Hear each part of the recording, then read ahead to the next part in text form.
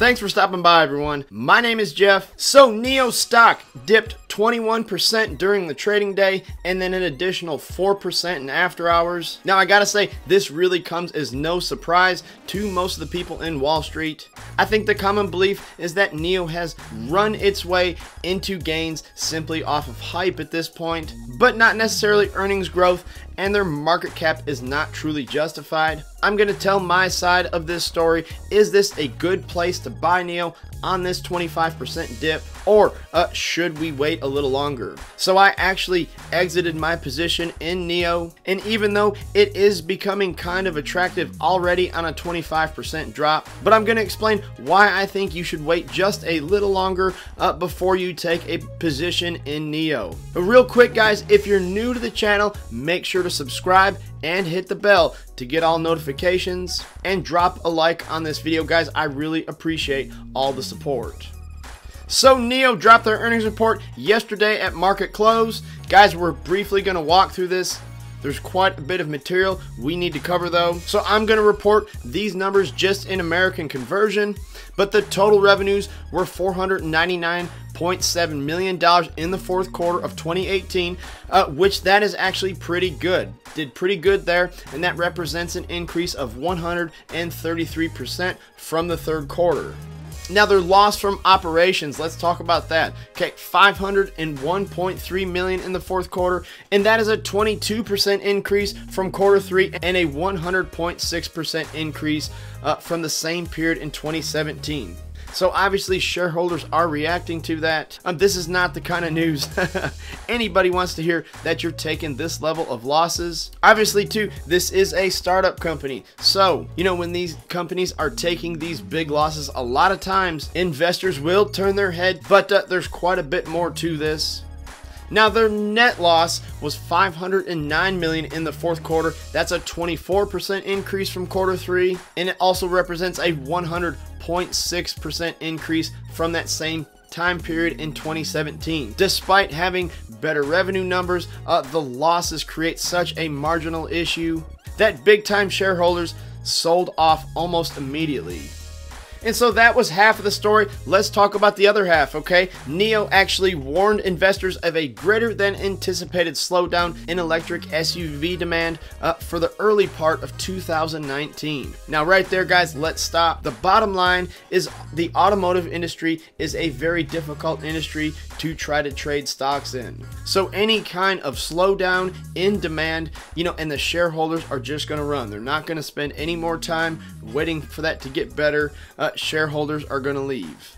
The company also scrapped plans for a factory in Shanghai after posting a heavy loss in quarter four. Of course, we just touched on that. You know, this is something that can change in the future, but we have to take this news for exactly what it is. Then to top it all off, Bank of America Merrill Lynch drops NIO to an underperform rating from neutral, and that's due to the lowered shipments forecast of the EV automaker. So I think it was actually a very appropriate time, if you had a nice gain in NIO, to sell off. Now the question is NIO a buy here at the $7.60 level? Let's jump into that right now.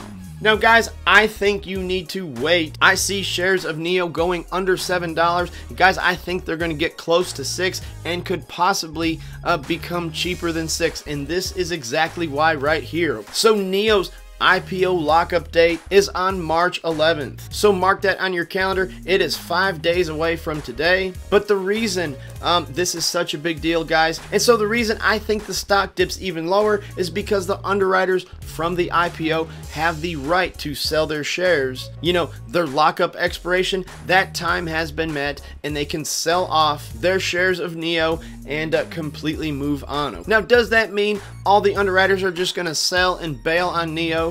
That is highly possible that one or two, or possibly all of them. It's just my experience with IPO lockup dates. You're going to see a sell-off almost every single time. Even in 2014, when Alibaba IPO'd, that was the biggest IPO in history and still remains the biggest IPO to this date. Keep in mind, even Alibaba's seen a pretty good size sell-off on their IPO lockup date.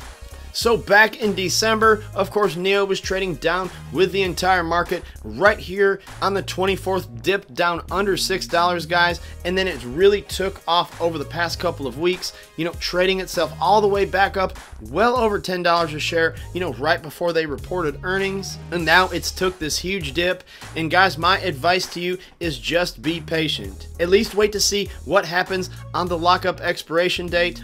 You will probably see some underwriters, if not all underwriters, sell their shares in NIO, and that could really create some very attractive buy-in points. I think NIO is going to be under $7 very soon, and guys, it would not surprise me a bit if it dropped under $6. So these shares are very inexpensive. Like I said, you can buy a handful of these shares with $50 or $100, and the day will come where this company does have a good earnings report and does have good news to tell the world. But for now, all the analysis is bearish, and I would just keep a little cash on the sidelines. If you see NIO trade maybe under $6, maybe in the $5 range, something like that, now I would start to feel like that is a bargain. But anyways, guys, that's all I got for today's video. Drop a comment. Tell me, did you trade out of NIO on the earnings report? I got out right at $9.20, so I did pretty good. Thank you so much for watching the video, guys, and have a great day.